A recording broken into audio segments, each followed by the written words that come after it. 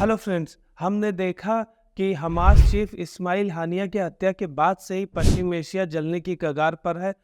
अभी ऐसे माहौल में क्या ऐसा लगता है कि वाकई में ईरान इजराइल पर हमला करने वाला है? अगर ऐसा करेगा तो कब करेगा? खुफिया एजेंसियों की रिपोर्ट की माने तो इसी हफ्ते ही कभी भी कर सकता है। ये चर्चा इवन इजराइल के सबसे फेमस न्यूज़पेपर जेरूसलम पोस्ट में भी चल रही है। सवाल ये है कि अगर पश्चिम एशिया के इन दोनों शक्तिशाली देशों के बीच वास्तव में युद्ध होता है तो क्या ये सिर्फ मिडिल ईस्ट तक रहेगा, या ये इन दोनों देशों तक रहेगा, या फिर इस पूरे रीजन को लेगा, या कहीं ना कहीं आगे बढ़कर ये संपूर्ण विश्व को अपनी चपेट में ले लेगा और दुनिया 1980 के तेल संकट जैसे या फिर तृतीय विश्व युद्ध की ओर बढ़ती तो नहीं नजर आएगी। ग्लोबल फायर पावर इंडेक्स के मुताबिक हथियारों के मामले में ईरान अगर दुनिया में 14वें नंबर पर है तो इजराइल भी 17वें नंबर पर है। सेना, हथियारों और विमानों की तुलना करने पर कोई किसी में आगे है, कोई दूसरे पहलू में आगे है। अब आइए हम आगे ग्लोबल फायर पावर इंडेक्स में जो डिटेल्स है इन दोनों देशों के बारे में, उन डिटेल्स के अकॉर्डिंग एक संक्षिप्त चर्चा कर लेते हैं। इसमें हमने देखा कि ईरान के पास कुल विमानों की संख्या 551 है, वहीं इजराइल के पास 612 है। ईरान के पास लड़ाकू विमानों की संख्या 186 है तो इजराइल के पास 241 है। ईरान के पास हेलीकॉप्टर की संख्या 129 है तो इजराइल के पास 146 है। ईरान के पास टैंकों की संख्या 1996 है तो इजराइल के पास 1370 है। ईरान के पास हथियार बंद वाहन 65,765 है तो इजराइल के पास यह संख्या 43,407 है। ईरान के पास मोटर रॉकेट प्रोजेक्टर 775 है तो इजराइल के पास ये 150 है। ईरान के पास समुद्री बेड़ा 101 का है तो इजराइल के पास ये 67 है। ईरान के पास पनडुब्बियों की संख्या 19 है, वहीं इजराइल के पास ये 5 है। ईरान के पास सैन्य कर्मियों की संख्या एक बड़ा देश होने के नाते तुलनात्मक रूप से 6,10,000 है तो इजराइल के पास ये संख्या 1,70,000 है। ईरान के सुरक्षित फोर्स का आंकड़ा 3,50,000 है तो इजराइल के पास ये 4,65,000 है। अब इन सारे पहलुओं में एक इम्पॉर्टेंट बात है कि ईरान का रक्षा बजट जहां 9 अरब डॉलर है, वहीं इजराइल का ये 24 अरब डॉलर है। इसमें एक और सबसे ज्यादा इम्पॉर्टेंट बात है कि ईरान के पास सैन्य बल हथियार देखने में तो ज्यादा हैं, लेकिन वो पुराने भी हैं, उतने एडवांस भी नहीं है और ईरान पर कई सैंक्शन लगे हुए हैं तो आर्थिक स्थिति भी ईरान की अच्छी नहीं है। वहीं दूसरी तरफ इजराइल की देखें तो वो उसके हथियार जो है एडवांस्ड हैं, उसकी आर्थिक कंडीशन जो है वो अच्छी है।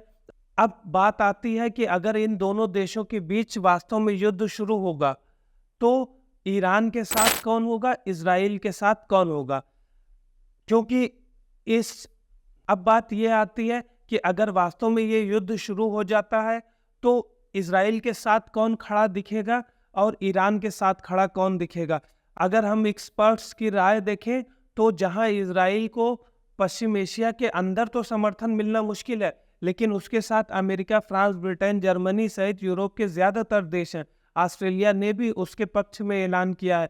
वहीं ईरान के पास पड़ोसी देशों का समर्थन ही नहीं, उनकी मदद भी मिलेगी, क्योंकि कई पड़ोस के शिया देश भी हैं जो ईरान के साथ हमेशा ऐतिहासिक रूप से खड़े हुए नजर आए हैं। दूसरी तरफ इसको फिलिस्तीन जैसे मुद्दे को लेकर इसको Turkey, Lebanon, Syria, Qatar, Oman, इन सारे देशों की भी सहायता मिलने की उम्मीद है और रूस और चीन भी ईरान के साथ ही खड़े नजर आएंगे। अभी जो हालात नजर आ रहे हैं इसमें ईरान के साथ ही चीन और रूस भी नजर आ रहे हैं, क्योंकि इन दोनों देश का कहीं ना कहीं यूएस के साथ या यूरोपियन नेशन के साथ अपने पर्सनल कुछ रीजन है जिनसे ये ईरान के साथ ज्यादा नजदीकियां हैं। रिपोर्ट के मुताबिक ईरान समर्थित हिजबुल्लाह ग्रुप जो कि लेबनान में सक्रिय है, इजराइल के अंदर पहले से ही एक एक करके छोटे छोटे हमले कर रहा है। उसका कहना है कि अब वो आगे बढ़कर मिलिट्री टारगेट तक ही लिमिट नहीं करेगा, अब वो इजराइल के रिहायशी इलाकों में भी हमला कर सकता है जिससे आम नागरिक भी हताहत हो सकते हैं। हाल ही में इजराइल द्वारा हिजबुल्लाह कमांडर के मार दिए जाने के बाद से ये स्थिति और ज़्यादा तनावपूर्ण हो गई है। अब ऐसे में देखना है कि संयुक्त राष्ट्र संघ और अन्य वैश्विक संगठन की इस तनाव को दूर करने में क्या भूमिका होती है। इसके बाद हमें सबसे ज़्यादा समझना होगा कि ऐसी स्थिति होती है तो भारत पर क्या प्रभाव पड़ेगा, क्योंकि भारत पश्चिम एशिया देशों से ही ज़्यादातर क्रूड ऑयल का आयात करता है। वहाँ ही हमारे बहुत एक बड़ी संख्या में प्रवासी वहाँ मौजूद है। फिर अगर हम अदर फैक्टर देखें तो कल्चरल रिलेशन भी इंडिया के वेस्ट एशिया से पुराने ऐतिहासिक रूप से मजबूत रहे हैं। उसी तरह अब भारत को ऐसी स्थिति में किसी भी डिसीजन पर पहुंचना बहुत डिलेमा वाला होगा कि भारत क्या करेगा। अब उसको भी हम आगे देखेंगे कि बदलते हालात में किस तरह से भारतीय कूटनीति सामने आती है।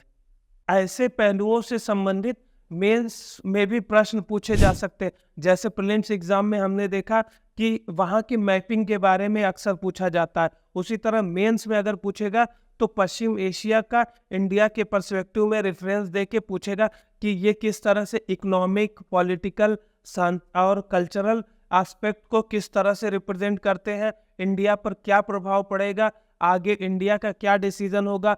हिस्टोरिकल से लेके करंट सिनेरियो तक हमें सारे पहलुओं को इसमें कहीं ना कहीं होलिस्टिक वे में समझना होगा, जिससे हम मेंस में भी एक अच्छा आंसर लिख सके और इंटरव्यू में भी अगर इससे रिलेटेड क्वेश्चन आए तो हम एक बैलेंस आंसर दे सके।